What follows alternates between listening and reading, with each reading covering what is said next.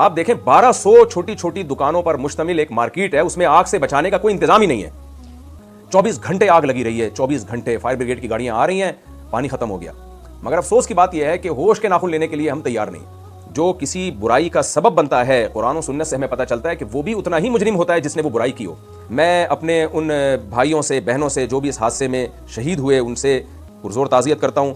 بسم اللہ الرحمن الرحیم. گل پلازہ میں جو واقعہ ہوا ہے, بدترین آگ جس نے بہت سے لوگوں کو جھلس کے ہلاک کر دیا, شہادتیں ہوئی, مائیں باہر کھڑی ہوئی چیخ رہی ہیں, ہمارا بیٹا ہے اندر, ہمارے لواحقین اندر موجود ہیں, رو رہی ہیں. میڈیا پہ یہ مناظر دیکھے نہیں جا رہے, لوگ اپنی آنکھوں سے دیکھ رہے ہیں, چیخ و پکار ایک مچی ہوئی ہے.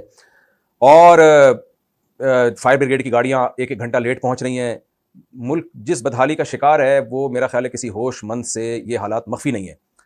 کراچی 70% جی ڈی پی دیتا ہے پورے ملک کے لیے, 70% بجٹ کراچی سے پورا ہوتا ہے. یہ ایک سٹی نہیں ہے بلکہ ایک کنٹری ہے. میں نے ایسے کنٹری دیکھے ہیں جو کراچی سے چھوٹے ہیں, ان کا رقبہ کراچی سے کم ہے, ان کی آبادی کراچی سے کم ہے. ایک ایسا شہر جس کی آبادی 2.5-3 کروڑ افراد پر مشتمل ہے, 70 سال سے زیادہ عرصہ ہو گیا وہ اپنے حقوق سے محروم ہے. اور کراچی کے باسی, ان کی جو حقوق ہیں وہ روز بروز زمین میں دھستے چلے جا رہے ہیں بہت ہی تیز رفتاری کے ساتھ. مگر افسوس کی بات یہ ہے کہ ہوش کے ناخن لینے کے لیے ہم تیار نہیں ہیں. گٹر کھلے ہوئے ہیں, آئے دن واقعات ہیں, بچہ گٹر میں گر گیا, لیکن اس پہ ایکشن کیا لیا جا رہا ہے, کیا اس پہ حکومت سندھ کا جو رسپانس ہے وہ کیا ہے, وہ زیرو ہے. ہم انتظار کر رہے ہوتے ہیں اب یہ واقعہ ہوگا, اب یہ واقعہ ہوگا. ٹارگٹ کلنگ میں آپ دیکھیں, مجھے یاد ہے پچھلے سال میں نے رمضان میں جب بہت زیادہ قتل و غارت شروع ہو گئی تھی ڈاکوؤں کے ہاتھوں, اور حکومت نے کوئی اس پہ رسپانس نہیں دیا, حکومت نے کوئی توجہ نہیں دی ڈاکوؤں کو پکڑنے کے لیے, پولیس کے اختیارات بڑھانے کے لیے, رینجرز کے اختیارات بڑھانے کے لیے, تاکہ بھئی یہ ڈاکوؤں کو کنٹرول کریں.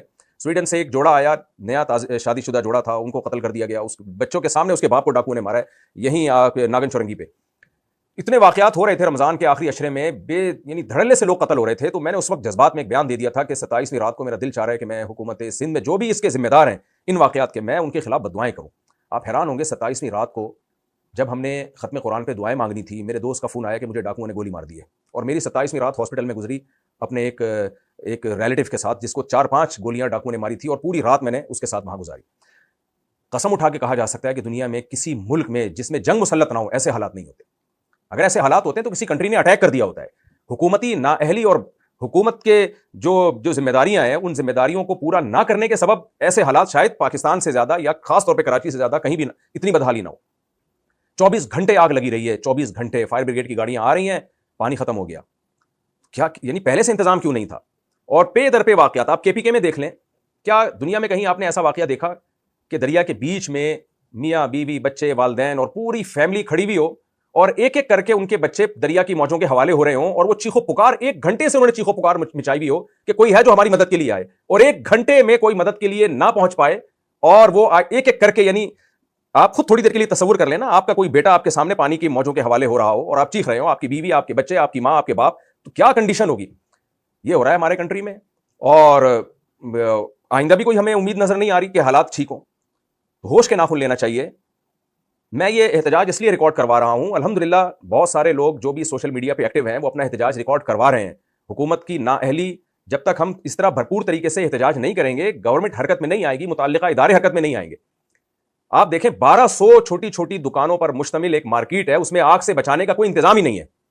یہ سوال سب سے پہلے اس کی ذمہ دار حکومت ہے, اس کے بعد متعلقہ ادارے ہیں, اس کے بعد وہ بلڈرز بھی ہیں جنہوں نے بلڈنگیں بنائی, اور ان کو یہ انتظام نہیں کیا کہ یہاں اگر آگ لگ جائے گی تو اس کے لیے ایگزٹ کیسے ہوگا, لوگ بھاگیں گے کیسے, آگ بجھانے کا کیا انتظام ہوگا. ہم نے اداروں میں دیکھا ہے, آپ دارالعلوم کرنگی میں جائیں, حضرت مفتی رفیع عثمانی صاحب نے ایک مدرسہ بنایا, پہلے سے اس مدرسے کی عمارت کو ایسا ڈیزائن کیا کہ خدا نخواستہ اگر آگ لگتی ہے تو طلبہ کے بھاگنے کے راستے ہوں.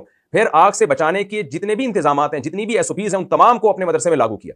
جامعۃ الرشید آپ جائیں, ایک مدرسہ ہے, حالانکہ کوئی بہت بڑا ادارہ نہیں ہے, کوئی ایسا نہیں ہے کہ کوئی بہت بڑا بزنس ہو رہا ہو وہاں پہ, ایک مدرسہ ہے جہاں لوگ قال اللہ قال رسول پڑھ رہے ہیں.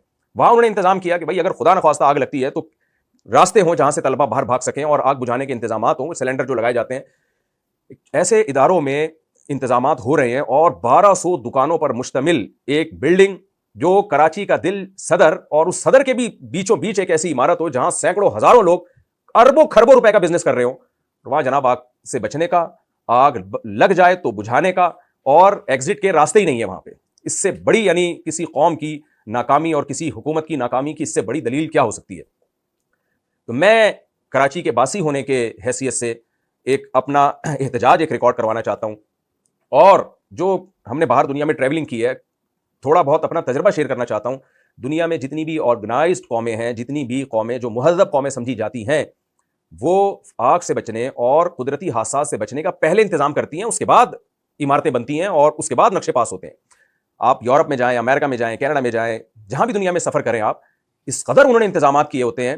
یعنی ہم حیران ہوتے ہیں کہ جب آپ باہر سفر کرتے ہیں تو ہمارے یہاں جیسے لائنوں میں پانی آتا ہے, تو انہوں نے آگ بجھانے کے لیے پانی کی لائنیں الگ سے ڈالی ہوئی ہوتی ہیں کہ خدا نہ خواستہ کہیں آگ لگی تو ان لائنوں کو کھولا جائے گا. ایسا نہیں ہوگا کہ ٹینک بھر بھر کے آ رہے ہیں, کتنا ٹائم لگتا ہے فائر بریگیڈ کی ٹینکروں کو فل ہونے میں, پھر ٹریفک کی وجہ سے لیٹ ہو سکتے ہیں. جب کہیں حادثہ ہوتا ہے تو کھچا کھچ رش بڑھ جاتا ہے وہاں پہ, تو اس کا انہوں نے پہلے سے انتظام کیا ہوا ہے. آپ ان ملکوں میں جائیں, آپ دیکھیں ہر عمارت میں ایک بٹن ہوتا ہے. آپ واش روم میں جائیں گے نا, ریسٹ روم میں, وہاں بھی ایک بٹن ہوتا ہے, ایمرجنسی بٹن. خدا نہ خواستہ آگ لگ گئی, آپ نے یہ بٹن آن کر دینا ہے. فائر بریگیڈ کا عملہ, پولیس اور ایمبولینس تینوں کے تینوں فوراً پہنچتے ہیں. ہم کہاں کھڑے ہوئے ہیں, دنیا کہاں سے کہاں نکل گئی. لیکن ہمارے ہاں, میرے ایک دوست نے مجھے واقعہ سنایا, ان کے آفس میں آگ لگ گئی. یہ واقعہ تو وہ ہے جو مشاہدے پر مبنی واقعات ہیں. ان کے آفس میں آگ لگی, پورا جل گیا. میں ان سے ملنے کے لیے گیا, میں نے کہا یہ آپ کے آفس میں ہوا کیا؟ کہتے ہیں آگ لگ گئی تھی. میں نے کہا فائر بریگیڈ کو نہیں بلایا؟ انہوں نے کہا میں نے فائر بریگیڈ کے محکمے کو فون کیا تو وہ آئے, اور آ کے انہوں نے اچھی طرح سروے کیا اور فون کر کے بتایا کہ بندہ کوئی نہیں مرا ہے, یعنی بندے سب نکل گئے.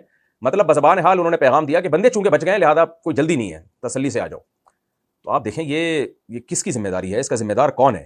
آگ میں جل کے مرنا کس قدر اذیت والی موت ہے یہ, اور کس قدر یہ, یعنی لا يعذب بالنار الا رب النار. نبی صلی اللہ علیہ وسلم نے فرمایا آگ سے جلانے کا حق صرف اللہ کو ہے, جو قیامت کے دن اللہ نافرمان بندوں کو آگ میں ڈالے گا. لیکن ہماری حکومتوں کی نااہلی اور ان بلڈرز کی نااہلی جو عمارتیں بناتے ہیں, اور عمارت بناتے وقت, بلڈنگ بناتے وقت اس کا خیال نہیں کرتے کہ بلڈنگ کا ڈیزائن ایسا بنایا جائے کہ خدا نہ خواستہ آگ لگتی ہے تو نکلنے کا پورا انتظام ہو. تو جو کسی برائی کا سبب بنتا ہے, قرآن و سنت سے ہمیں پتہ چلتا ہے کہ وہ بھی اتنا ہی مجرم ہوتا ہے جس نے وہ برائی کی ہو. من سن سنتا حسنتا فلہ اجرها واجر من عمل بها ومن سن سنتا سیئتا فلہ وزرها ووزر من عمل بها. نبی صلی اللہ علیہ وسلم نے فرمایا کہ جس نے کسی اچھائی کو پروموٹ کیا تو جب تک وہ اچھائی رہے گی اس کو بھی ثواب ملے گا, اور جس نے کسی برائی کو یا ظلم کا یا برائی کا سبب بنا تو یہ جو سبب بنا ہے یہ بھی اس برائی میں برابر کا مجرم ہے. آپ کسی کو قتل کر دیں یا قتل کرنے کا ذریعہ بن جائیں تو ذریعہ بننے سے بھی آپ ایک نوعیت کے قاتل کہلاتے ہیں. تو میں اپنے ان بھائیوں سے, بہنوں سے جو بھی اس حادثے میں شہید ہوئے ان سے پرزور تعزیت کرتا ہوں اور دل سے دعا کرتا ہوں اللہ تعالیٰ ان کے درجات کو بلند کرے. نبی صلی اللہ علیہ وسلم کی صحیح حدیث ہے کہ حادثاتی طور پر آگ میں جل کے مرنے والا بھی شہید ہے اور پانی میں ڈوب کے مرنے والا بھی شہید ہے. تو یہ ہمارے بھائی شہادت کے رتبے پر پہنچ گئے. اور اس میں ایک بڑی عجیب بات یہ کہ ایک فائر فائٹر جو تھا, فائر